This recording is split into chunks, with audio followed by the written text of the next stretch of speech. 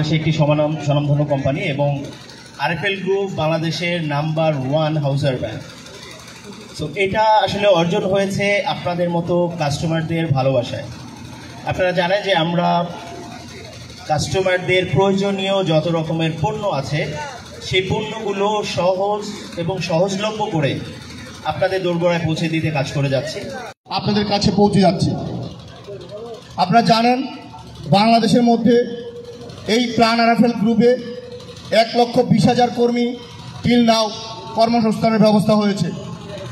এখানে directly job করতেছে 1,20,000, indirectly আরও প্রায় 2 লক্ষ পরিবার এটার সাথে জড়িত।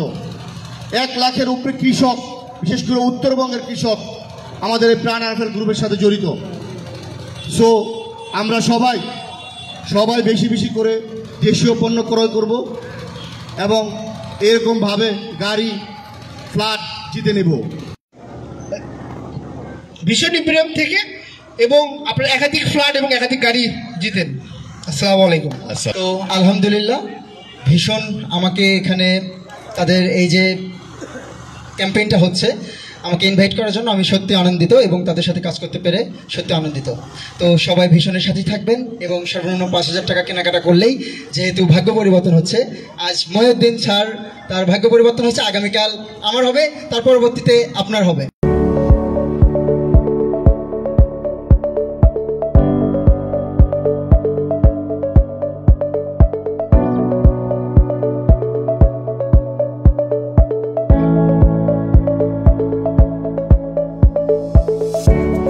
এবং আনন্দিত যে আমাদের বগুড়ার একজন সন্তান, বগুড়ার সৌভাগ্যবান সন্তান, তাকে আমি আন্তরিক অভিনন্দন জানাচ্ছি যে সে একটা প্রোডাক্ট কিনে একটা ফ্ল্যাটের মালিক হয়েছেন।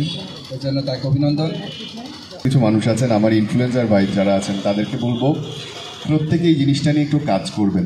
ভাইয়ের সঙ্গে আমি তার পুরো পরিবার, আব্বা আম্মা সবাইকে চাই আসেন আপনারা। মহিউল আব্বা আম্মা আছেন, মিসেস আছেন, দাদা আছেন, আপনারা সবাই আসবেন।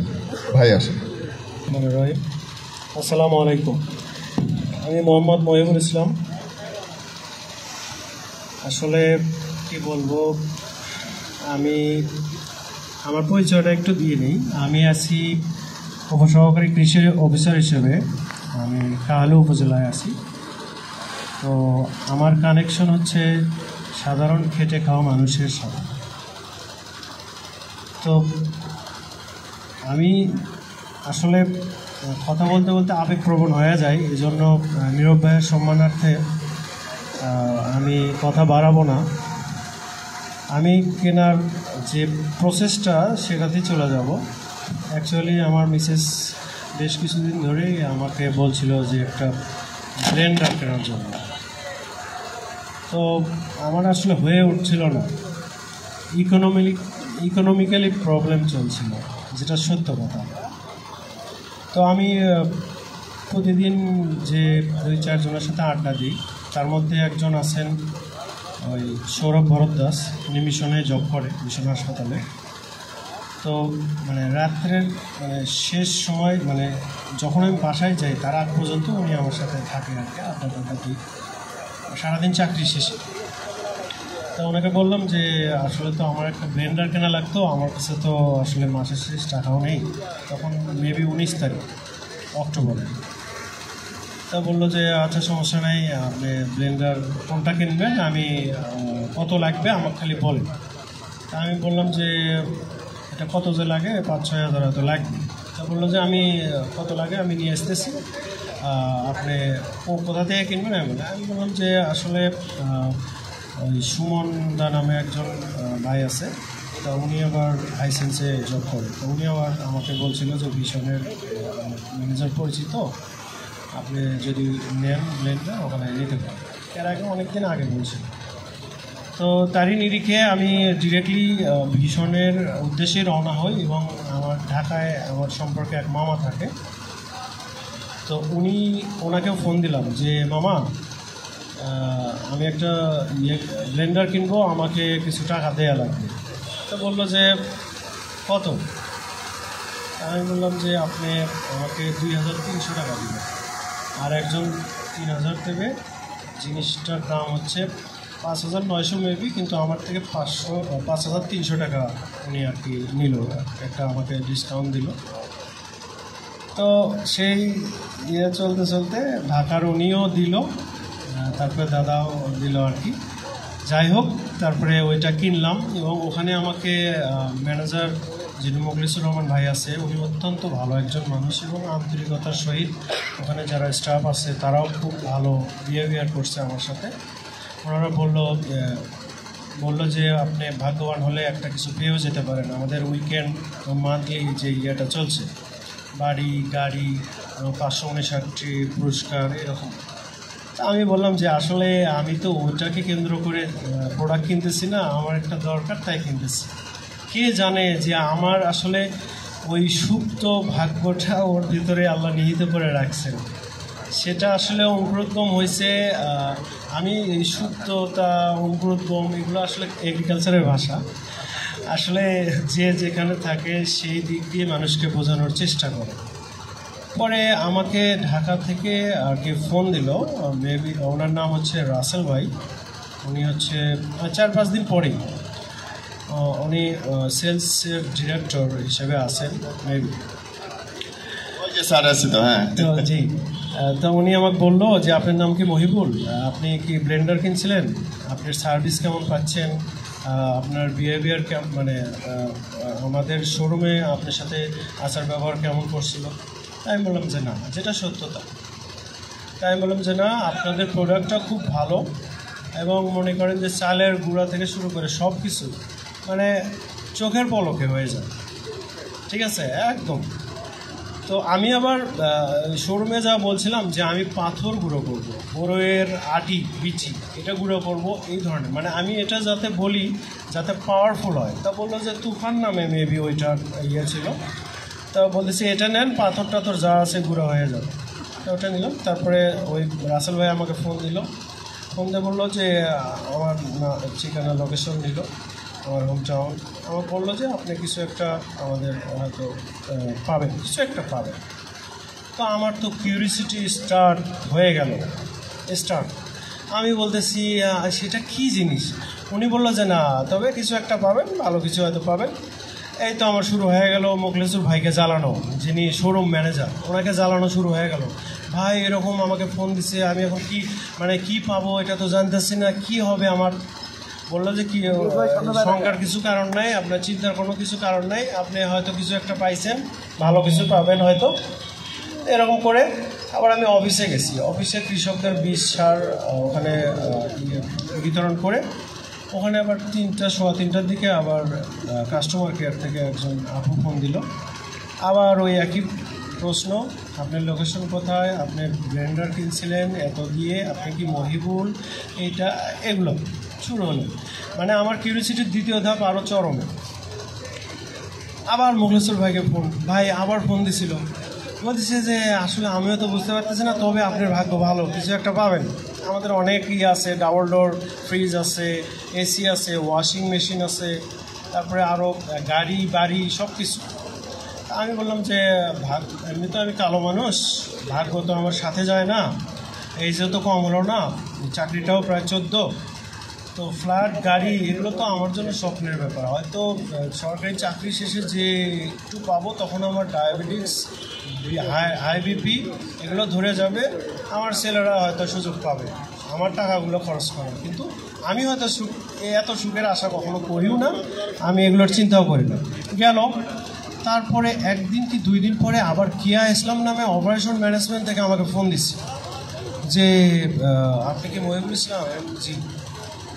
মানে আমাকে ফোন দিয়েছে সকালে, আমি হয়তো অফিসে যাওয়ার জন্য করতেছি, ছেলেকে স্কুলে নিয়ে যাব। তা আমি 2বার ফোন দিয়েছি, আমি ধরতে পারিনি। পরে আমি মানে ওখানে আবার ট্রু কলে উঠে আসে যে কিয়া ইসলাম ভীষণ, মানে ইম্পোরিয়াম ভীষণ।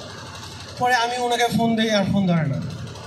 পরের দিন আবার আমি হোয়াটসঅ্যাপে নক করি, এতে নক করি, মানে আমার যেন মানে কোনো কাজেতেই শান্তি নেই। আমি অফিসে যাচ্ছি, আসতেছি, মানে বাজার করতেছি, টুকটাক সংসারের সব কাজ যেগুলো মানে বাজার টাজার টিয়ে করতেছি, আমার যেন আর ঘুম ধরে না। আমি 3-4 পর্যন্ত আমি মানে তাকে থাকি, এবং আমার মিসেসকে বলি যে কি অবস্থা, এখন আমি আব্বা মাকে ফোন দেই যে এরকম এরকম কী যে হবে। তা আব্বা মা বলতেছে যে ওগুলো এখন তোমরা ধরো, এখন চতুর্দিকে দুনিয়ার ফাঁকিবাজি টিয়ে চলতেছে, এগুলো তোমরা নিও না, ঠিক আছে, তুমি মনোযোগ দিয়ে চাকরি করো। আমি তারপর স্যার একটা বলে, আমি করি আরেকটা, পা একখানে নিব, পা যায় আরেকখানে, মানে যা তা অবস্থা, বুঝছেন, সিরিয়াসলি। তারপর চলতে চলতে কিয়া ইসলাম উনি আবার আমাকে ফোন দিল, বললো যে আমি অ্যাকচুয়ালি আপনি মহিবুল? জি হ্যাঁ। আমি বললাম যে আর কতবার যে বলতে হবে, আসলে আমার তো মানে মাথার চুল তো অর্ধেক গেছে, তো আর বাকি কয়টা মনে হয় যাবে আপনাদের এই পুরস্কারটা নিতে নিতে। আপনারা একবার একটা বলে দেন যে আমি এইটা পাইছি, তারপরে 10 বছর পরে দেন, আমার মাথাটা ঠান্ডা হবে, অন্তত আমি কি পাইছি এটাটা অন্তত বলেন। বলে যে না ভাইয়া, আসলে এটা তো সিক্রেট, আমাদের একটা কোম্পানির একটা একদম খুব সিক্রেট। তাই আমি বললাম যে এখন কি করতে হবে? বললো যে আপনার ফ্যামিলি মেম্বার কয়জন, তারপরে আপনি কোথায় থাকেন, আপনি কি করেন, আপনার ইসলাম মানে আপনার ধর্ম ইসলাম, তো মানে এগুলো সব কিছু বলে তারপরে গেল। আবার মোখলেসুর ভাইকে ফোন, ভাই আমার অবস্থা খারাপ, তৃতীয়বারের মতো ফোন আসছে, আরও কতবার ফোন আসবে, ঠিক আছে। আবার রাত করে আমি একটু ওই ওনাদের পেজে ঢুকি, অ্যাড হয়েছি, ঢুকে ভাইয়া দেবিদ্বারে মিঠুন সূত্রধর, তারপরে লালমনিহাটের একটা মেয়ে, এগুলো শুনি। এবং লালমনিহাটের মেয়েটা বলতেছে আমার এরকম যখন পাইছি, বলছে যে এরকম পাইছি, সেটা পাইতে পাইতে 7-8 মাস চলে গেছে। আমার বন্ধুবান্ধব যারা আছে তারা বলছে আসলে এটা পাবি না, এটা এরকম অনেক নিউজ হয়। পরে উনি আর কি পাইছে, সব শেষে অ্যাচিভ করছে জিনিসটা, ওনার ভাগ্য সহায় হয়েছে। এই হলো আমার ডিটেল ডাটাবেস। কিন্তু কথা হচ্ছে যে আমার যদি মানে কোনো একটা মানসিক সমস্যা হয়, তাহলে আমি প্রাণ আরএফএলের নামে কেস করব। মানে আমার হাতটা খুবই দুর্বল, মানে খুব ছোট, খুব নরম, ঠিক আছে। ঠিক আছে, এটা কোম্পানির স্বার্থের জন্য, কোম্পানির একটা সবারই সিক্রেট থাকে, সেজন্য হয়তো আপনাদের এটা ঠিক আছে। আনন্দ তো হচ্ছে, কিন্তু আনন্দটা ঝড়ের মতো হচ্ছে, মানে আমার জীবনে ভালো কথাও ভালো লাগতেছে না, আনন্দটা ঝড়ের মতো যে আমি কি পাবো। তবে হ্যাঁ, যখন কোম্পানি থেকে একের পর এক হেড অফিস থেকে ফোন আসতেছে, তখন হয়তো আমি ভাবছি যে হয়তো বড় কিছু। আমার সৌরভদা বলতেছে আপনি নিশ্চিত ফ্ল্যাট পাইছেন, তারপরে কেউ হয়তো বলে আপনি নিশ্চিত গাড়ি পাইছেন। এই double door fridge, AC, oven, washing machine, এগুলোর জন্য আপনাকে হেড অফিস থেকে এত জ্বালাবে না। তারপরে আমি একটু স্থির হলাম যে হয় গাড়ি না হয় বাড়ি, এইটা। তবে সৌরভদার সাথে আজকেই কথা হলো, উনি বললো যদি আপনি গাড়ি দেয় তাহলে দুইজনে এই গাড়ি নিয়ে যেদিকে ইচ্ছা যাবো, ওই গাড়ির আমাদের দরকার নাই, আপনি বাড়ি পাবেন, যদি বাড়ি হয় তাহলে অ্যাকসেপ্ট করবো, গাড়ি পাইলে আমরা ফেরত দেব। মানে এরকম মজা করতেছি আর কি। যাই হোক, আসলে ভিশন এম্পোরিয়াম প্রাণ আরএফএল গ্রুপকে অনেক ধন্যবাদ। আমার জীবনের একটা মানে স্বপ্ন বলতে কি, আমি বড় কোনো কিছু নিয়ে স্বপ্ন দেখি না। আমি ছোটোবেলা থেকেই বড় লোকদের ঘৃণা করি। বড় লোকদের বাসায় ছোটোবেলায় গেছি, এখানে হাত দিও না, বাথরুম এইটা করা যাবে না, ওইটা ধরা যাবে না, মানে আমার কেন জানি একটু অ্যালার্জি। কিন্তু এই অ্যালার্জি থেকে যে আমি বড় হব, এটা আমার কখনো স্বপ্ন ছিল না তখন থেকে। আর আল্লাহ এমন একটা চাকরি আমাকে দিয়েছে, আমি সাধারণ মানুষ যারা নিরক্ষর, যারা মানে কৃষির সাথে লেগে থাকে সব সময়, তাদের সাথে মিশতে মিশতে না আমিও মাটির মানুষ হয়ে গেছি। ক্ষেতের আইনতে যখন হাঁটি, একখানে দাঁড়িয়ে থাকি বা 10 জনের সাথে গল্প করি, মনে হয় যে কিচ্ছা কাহিনী চলতেছে, উঠোন বৈঠক করা হয়।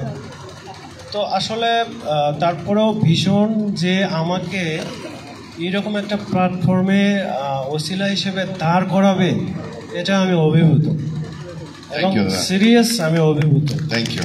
অনেক অনেক ধন্যবাদ প্রাণ আরএফএলের ভিশন এম্পোরিয়ামকে। আমি সবাইকে অনুরোধ করব যে ভাগ্য সবারই আছে, আপনারা একটু ট্রাই করে দেখেন।